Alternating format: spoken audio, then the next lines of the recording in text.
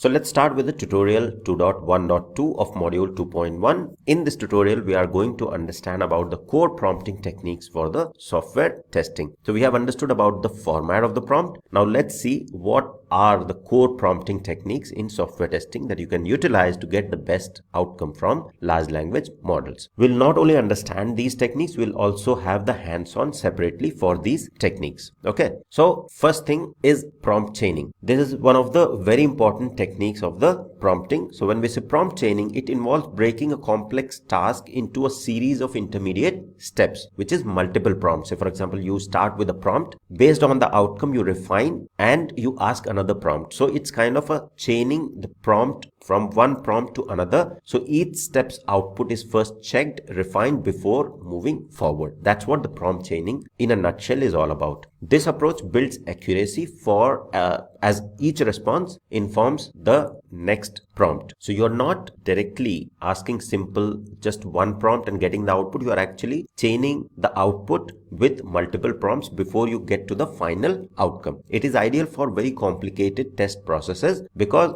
you might be prompting multiple times before you reach to a certain outcome or a desired outcome. This prompt chaining technique is also, it allows for dynamic interactions in the test process. For example, if we talk about prompt chaining, it is a multi-step process wherein step one, you ask a prompt, you ask LLM to generate test cases for login functionality, for example. Then in step two, whatever output you got, you said now refine the test cases to include edge scenarios, for example, empty password, SQL injection. Okay, because maybe in the output these edge scenarios are not included. Then you came to more set of test cases which included these empty password and SQL injection scenarios. In the third step, you said validate outputs against requirement and refine again if needed. So this is how you are going to do prompt chaining. You start with something, based on the output you refine further, you provide second prompt, and the key components in the prompt that I explained in previous video, you should maintain those as well, right? Now these are the techniques. How the prompt should be designed, we have already covered in previous video.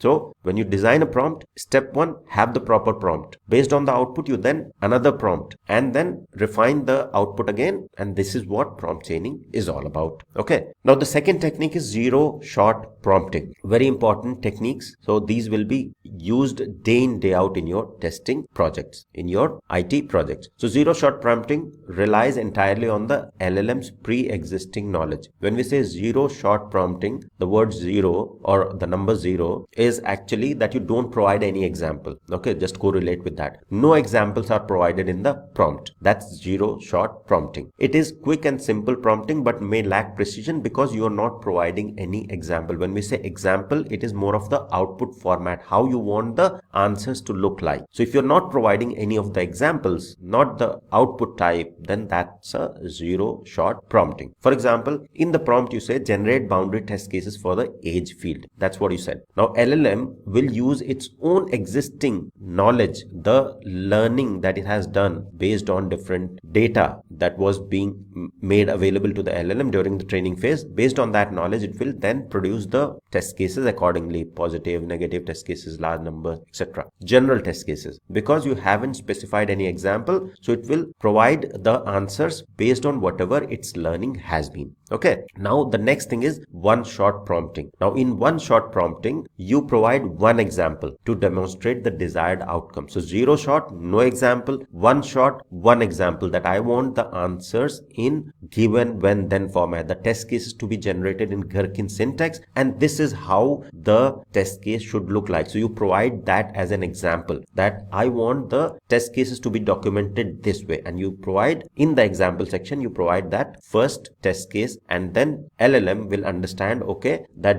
this is how I have to provide the output. Okay, so in one shot, it helps in guiding LLM towards the expected format or behavior. For example, generate boundary test cases in tabular format. Okay, so I'm specifying in tabular format for the age field with range 1 and 100. Okay, so the age field range is within the 1 and 100, and example I'm providing. So if the example is there, this is one shot prompting. Test case ID, age value, expected result. Okay, and then in the next line I'm saying, okay, the test case ID should be TC hyphen and then double X. That means it should start with 01, 02, something like that. And and then the age value, whatever age value, and whether the expected is invalid, valid. So this is the example that has been provided. Now when you will prompt, when you will search when you will use this prompt in LLM, you will get the test cases automatically generated for the age field with range 1 to 100 in this format, and we'll see that in the example as well, in the real hands-on example. So in this case, LLM then produces additional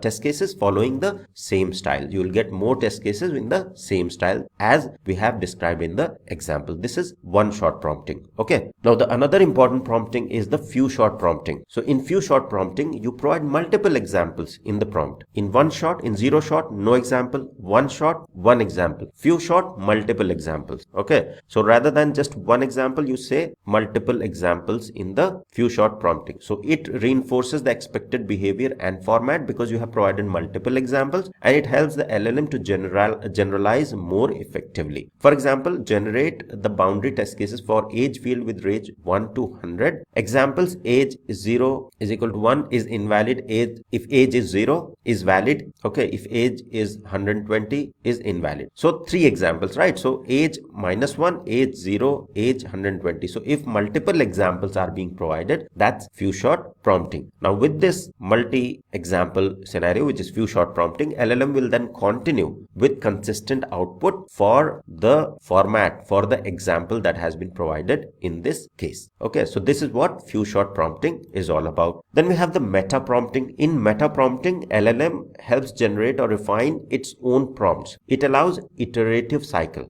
So if the tester is unsure of the prompt, say for example, you as a tester are not sure how to design prompt, you use meta prompting. In the meta prompting, you as a tester evaluate, and LLM improves the prompt. This cycle is repeated until best prompt is achieved. For example, if you do not understand about the few shot, how the example should be, you can go ahead and ask the LLM itself, and then eventually refine that prompt iteratively by following prompt chaining. So it reduces manual effort in designing effective prompt. For example, you start with suggest a better way to phrase this test prompt for login security, and LLM then refines the prompt to include password complexity, lockout rules, and error handling. So if you are not sure to design better prompts, you can start with whatever you know and then ask LLM itself to refine it. So that's what meta prompting is all about. But understanding and being able to design prompts is very important. There shouldn't be an excuse that you ask the AI